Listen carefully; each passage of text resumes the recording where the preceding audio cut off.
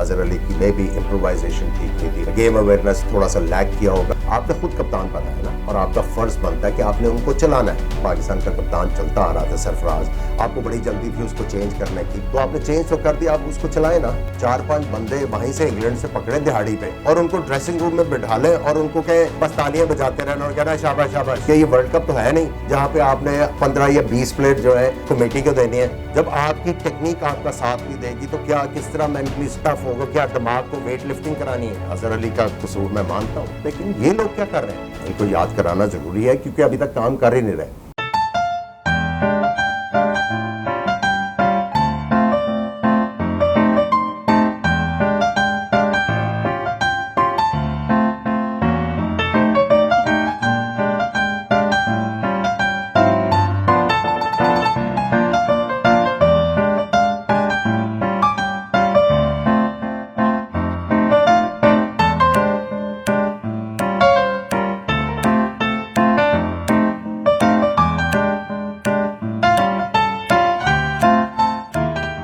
अस्सलाम वालेकुम, welcome to my official YouTube channel. इससे पहले कि मैं दूसरे टेस्ट मैच के बारे में बात करूं जो पाकिस्तान और इंग्लैंड के दरमियान साउथहैम्पटन में खेला जाएगा, मैं कुछ बात करना चाहता हूं अजहर अली के ऊपर।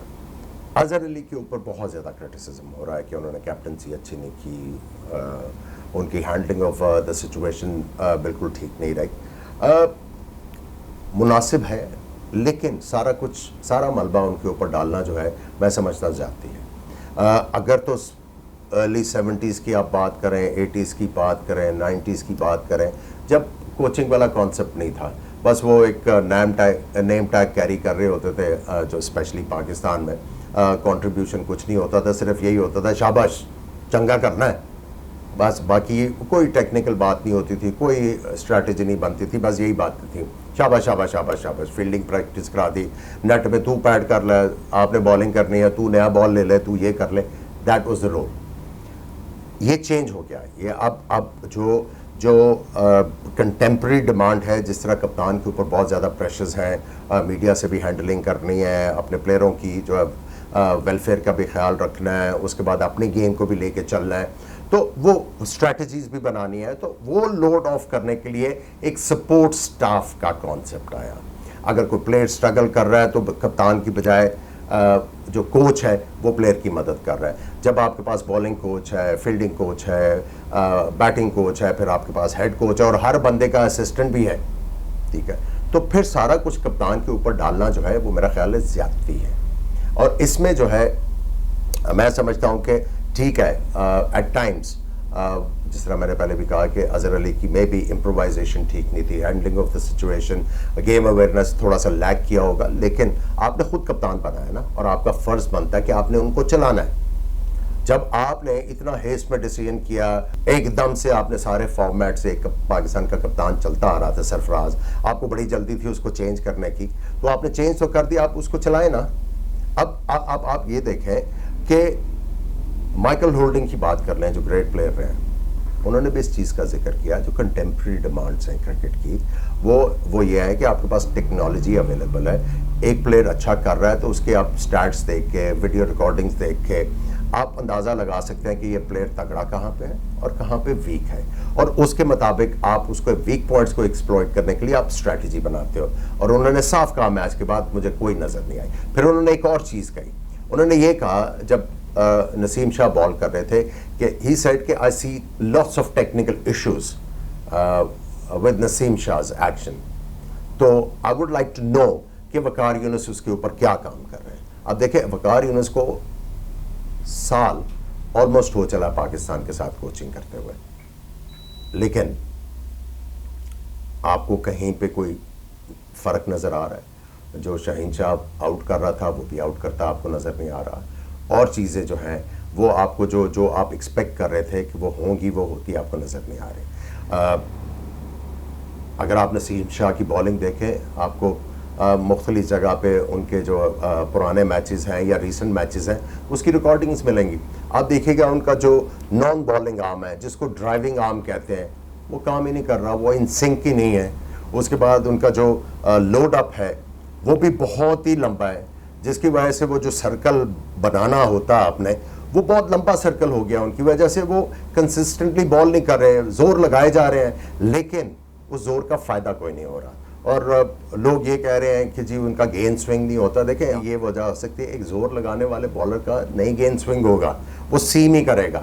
सो हम लोग जो है वो दूसरी तरफ जा रहे हैं। जब तक हम लोग अपनी एनर्जीज प्रॉपर तरीके से सही डायरेक्शन में लगाएंगे और तरीके से नहीं लगाएंगे, स्मार्ट वर्क नहीं करेंगे, आपको रिजल्ट्स नहीं मिलेंगे। दूसरी तरफ आप देखें कि यासिर शाह की बॉलिंग काफ़ी अरसे से वो डिक्लाइन की तरफ है। देखिए, उनकी बॉलिंग में टेक्निकल डेफिशिएंसीज हैं। अगर आप बायोमैकेनिकली उनको देखें, जो बॉलिंग के मॉडल्स बने हुए हैं, उसके मुताबिक उनके फ्लॉज थे, लेकिन चूंकि पहले वो तगड़े थे, शोल्डर में जान थी, तो काम हो रहा था। लेकिन अब वेट बहुत ज़्यादा उनका बढ़ गया है, उसके बाद अब वो वाली जान नहीं रही। 34-35 साल उनकी उम्र हो रही है। अब ये जो डेफिशिएंसीज हैं वो बाहर निकल रही हैं। और आप मुश्ताक अहमद को इसीलिए लेके गए थे कि अब चूंकि ये डिक्लाइन आ रहा है, तो ये इनके साथ थोड़ा सा काम करके तो इनकी बॉलिंग में कोई फ़र्क लेके आएंगे। अगर आप रिप्लेस देख लें, जब वो बॉल कर रहे होते हैं, उनका आर्म इस तरह होता है, आपके ये इस नॉन बॉलिंग आर्म ने आपको ड्राइव करना है। जब आप ये पीछे नहीं जाएगा, यहीं पे रहेगा, आपके पेट के सामने रहेगा और इस तरफ निकलेगा, तो वो बायोमैकेनिकली गलत है। वो आपकी इन सिंक ही नहीं है चीज़ें, उसके ऊपर कोई काम नहीं है। मैं इंशाल्लाह ताला इस सीरीज़ के बाद कुछ चीज़ें मुझे चाहिए रिकॉर्डिंग्स के लिए, जब वो मेरे पास अवेलेबल होंगी तो बायोमैकेनिकली हर चीज़ का जो है सही तरीके से एनालाइज करेंगे। जिस तरह मैंने अज़हर अली के बारे में बताया कि उनका जब शफल करते हैं तो प्रॉब्लम हो रहा है, ये चीज़ें एड्रेस करने की ज़रूरत है। इस चीज़ के लिए इनको रखा गया है, और स्ट्रैटेजीज़ में हेल्प करने के लिए कप्तान को रखा गया है। अगर ये नहीं करेंगे तो फिर इनकी जो होना ना होना एक ही बराबर है। इससे अच्छा आप 4-5 बंदे वहीं से इंग्लैंड से पकड़े दिहाड़ी पे और उनको ड्रेसिंग रूम में बिठा लें और उनको कहें बस तालियां बजाते रहना और कहना शाबाश शाबाश शाबाश शाबाश शाबाश शाबाश, तू करेगा, तो फर्क तो कोई ना रह गया। खैर, एनीवेज, अब बात थोड़ी सी करते हैं साउथहैम्पटन की। जो वेदर फोरकास्ट है वो कोई इतनी ग्रेट नहीं है। थंडरस्टॉर्म्स है, बारिश के भी चांसेस हैं पहले 2 दिन। सो अब पाकिस्तान ने अगर इस टेस्ट मैच में वापस आना है तो उनको थोड़े टाइम में जो है वो अच्छी क्रिकेट खेल के तो पॉजिटिव रिजल्ट के लिए मेहनत करनी पड़ेगी, और उसके लिए जो 11 है वो बड़ी सोच समझ के करनी पड़ेगी। As far as I am concerned, मैं पहले टेस्ट मैच के बाद होल सेल चेंजेस के ऊपर बिलीव नहीं रखता। कोई फोर्स्ड आपको चेंज, कोई इंजर्ड हो जाता है तो वो तो उसके ऊपर आप कुछ नहीं कर सकते, लेकिन आपको एक आधी विकेट के मुताबिक देख के आपने चेंज करनी होगी। अगर आप मेरे से पूछेंगे तो जो मैंने पहले टेस्ट मैच में 12 कहे थे, वही 12 प्लेयर में से सिलेक्शन करनी। आपको याद होगा कि मैंने कहा था कि सुहेल खान को मैं प्रेफर करूंगा ओवर अब्बास। उसकी वजह यह थी कि अब्बास नए बॉल के ऊपर तो एक्सीलेंट, कोई इसमें शक नहीं है, लेकिन साउथ अफ्रीका के, मेरा ख्याल है इंग्लैंड के टूर के बाद, इंग्लैंड के टूर के बाद, जहाँ पे उन्होंने एक टेस्ट मैच में 4 आउट किए, दोनों इनिंग्स में 8 आउट किए थे, if memory serving me right. उसके बाद उन्होंने नए गेंद के अलावा बड़ा मुश्किल हुआ है उनको आउट करने के लिए, तो ये चीज़ें हम लोग कंसिडर नहीं कर रहे थे। सो उनकी जो है वो पेस भी 125-22 इसके करीब है। जैसे नया गेंद पुराना होता है तो बैट्समैन उनको बड़ा इजीली मैनेज करते हैं, या तो उनको कोई नया मेथड निकालना पड़ेगा जिसकी वजह से वो पुराना गेंद भी अच्छा करना शुरू कर दें और वहाँ पे भी विकेटें लें, लेकिन अभी वो सिर्फ स्टॉक बॉलर है। नए बॉल के बाद बस एक ही लाइन लेंथ के ऊपर बॉल के आपने कंट्रोल करना, अदरवाइज पेस की वजह से वो मैनेज हो रहे हैं।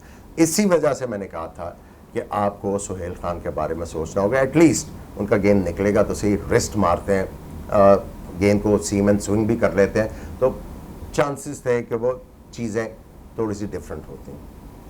फवाद आलम का मैंने कहा था, आप ज़रा इमेजिन करें, फवाद आलम लेफ्ट आर्म स्पिन भी करते हैं, और मैंने यही कहा था कि चूँकि हारिस सुहेल आपके लिए बड़ा अच्छा काम करते रहे, आपको बॉलिंग में भी आउट करके देते थे और बैटिंग में भी अच्छा काम कर रहे थे पाकिस्तान के लिए। सो उनके ना होने की वजह से आपके पास ऑप्शन आती थी इफ्तिखार की, जिनको आपने 20 में रखा। एक तो मुझे ये चीज़ समझ नहीं आई कि आप सारे प्लेयरों को लेके गए हुए, आपको 20 अनाउंस करने की ज़रूरत क्या है? सारे प्लेयर अवेलेबल हैं, कोई भी कंसिडर हो सकता है। हाँ, टेस्ट मैच जिस दिन आपने ग्राउंड पे जाना, आप ड्रेसिंग रूम में बैठ के कह दें ये 15 प्लेयर जो है ड्रेसिंग रूम में जाएंगे, बाकी सारे जो है वो प्लेयर जो है वो पाकिस्तान के लिए अवेलेबल है। इंग्लैंड भी तो यही कर रहा है ना, उनकी होम सीरीज जिसको मर्जी खिला लें, ठीक है। ये वर्ल्ड कप तो है नहीं जहाँ पे आपने 15 या 20 प्लेयर जो है वो कमेटी को देने हैं, उसके बाद वो चेंजेस वाला जो मसला होता है वो उसको काउंटर करने के लिए। मुझे समझ नहीं आती आपको ज़रूरत क्या थी ये करने की। एनीवेज, अगर वो नहीं थे, उनकी ऑफ स्पिन मेरा ख्याल है काफ़ी कामयाब होती, स्पेशली मैनचेस्टर वाली विकेट पे। अगर चले आपने उनको नहीं कंसिडर किया, ये देखते हुए भी कि वेस्ट इंडीज़ के जो प्लेयर्स हैं वो वेस्ट इंडीज़ के जो ऑफ स्पिनर उन्होंने तंग किया इंग्लिश बैट्समैन को। आपने एक ही ऑप्शन थी, उसको बाहर कर दिया। उसके बाद फवाद आलम का मैंने कहा, आप इमेजिन करें फवाद आलम इस पिच के ऊपर बॉल कर रहे होते, लो आर्म के साथ वो बॉल करते हैं, वहीं से उनका गेंद अंदर आ रहा है जो नीचे रहना है, छोटे कद के हैं, उसके बाउंस तो उनको इतना ज़्यादा मिलना नहीं है, और वहीं से ऐसे लो आर्म से गेंद जो है विकेटों के अंदर और टर्न हो जाए, आउट करने के चांसेस तो थे। सोच समझ के बात की थी। खैर, उन्होंने शादाब को खिलाया और सिर्फ 11 ओवर कराए, जिसका मैंने पहले भी जिक्र किया। 12 मेरे यही हैं, इतनी ज़्यादा चेंजेस करने की ज़रूरत नहीं है। आप सोच समझ के जो है टीम सिलेक्शन करें, अपनी स्ट्रैटेजीज ठीक करें। और मैं फिर भी कह रहा हूँ कि इंग्लिश टीम, मेरा ख्याल है इतनी इंग्लिश टीम मैंने वीक कभी भी नहीं देखी। एंडरसन डिक्लाइन पे, जोफ्रा आर्चर से बॉल नहीं हो रहा, उनका भी टेक्निकल इशू है जिसकी वजह से उनका जोर नहीं लग पा रहा। उसके बाद वोक्स और डिपेंड कर रहे हैं वो स्टुअर्ट ब्रॉड के ऊपर। बेस्ट उनका ऑफ स्पिनर अभी लर्न कर रहा है, वो इतना ज़्यादा इफेक्टिव नहीं है। बैटिंग में आप देख लें, स्ट्रगल है। उनके जो मेन प्लेयर है रूट, वो भी स्ट्रगल कर रहे हैं, he is out of his shots. मैं ये समझता हूँ कि पाकिस्तान के पास बड़े अच्छे चांसेस हैं इस सीरीज़ में अच्छा करने के, प्रोवाइडेड ये जो सपोर्ट स्टाफ है ये भी अपना कोई काम करना शुरू करते हैं। हाँ, मुझे काफ़ी क्वेश्चन आए हुए थे कि आपने पाकिस्तान की सेकंड इनिंग्स में बैटिंग की बात नहीं की। देखिए, मैं क्या करता बैटिंग की बात, आउट हुए और ख़ुद आप शुक्र करें कि 5 कैच नहीं उन्होंने पकड़े। अगर 5 कैच वो पकड़ लेते तो हमारा हाल क्या होना था। मैं ये कह रहा हूँ कि हमें अपनी गेम में कंसिस्टेंसी लेके आनी है। पूरा साल हो गया इस सारे ये जो सपोर्ट स्टाफ है, अभी तक आपको किसी में बेहतरी नज़र आई है किसी चीज़ में? और अब पहले ये इन्होंने आके नारा लगाया कि जी फिज़िकली फिट करना है प्लेयरों को। अब जब मैच हार गए हैं तो आप कह रहे हैं जी कि हमें मेंटली स्ट्रांग होना। और भाई, मेंटली तब स्ट्रांग हो गए जब आप टेक्निकली स्ट्रांग हो गए। जब आप टेक्निकली स्ट्रांग हो गए तो आपको कोई खौफ नहीं होगा। जब आपकी टेक्निक आपका साथ नहीं देगी तो क्या किस तरह मेंटली टफ होगा? क्या दिमाग को वेट लिफ्टिंग करानी है? उसका तरीका है अपनी टेक्निक इंप्रूव करो। मैं ये समझता हूं कि ये अब इन लोगों को करना पड़ेगा, क्योंकि आप, ठीक है अजहर अली का कसूर मैं मानता हूं, लेकिन ये लोग क्या कर रहे हैं? ये क्यों अपना जो है वो काम नहीं कर रहे? 20 अनाउंस कर दो, शाबाश कर दो, फलाना ये है, फलाना ये, इस तरह कर लेंगे, इस तरह कर लेंगे, काम की चीज़ नहीं कर रहे। इनको काम करके दिखाना पड़ेगा, वरना आप और मैं जो है वो फिर इसी तरह ही करते रहेंगे। इनको याद कराते रहेंगे कि आपका काम क्या है। इनको याद कराना ज़रूरी है क्योंकि अभी तक काम कर ही नहीं रहे। खैर, इस होप के साथ कि पाकिस्तान जो है इस टेस्ट मैच में अच्छा करेगी, मैं आपसे इजाज़त चाहूँगा। और पहले दिन मैच के बाद आपकी खिदमत में लाइव हाजिर होऊंगा, आपके क्वेश्चन आंसर्स भी लूँगा। क्वेश्चंस लूँगा, आंसर तो मैंने देने और आपकी जो ओपिनियंस है उनको भी इनकॉर्पोरेट करूँगा। तब तक के लिए खुदा हाफिज़।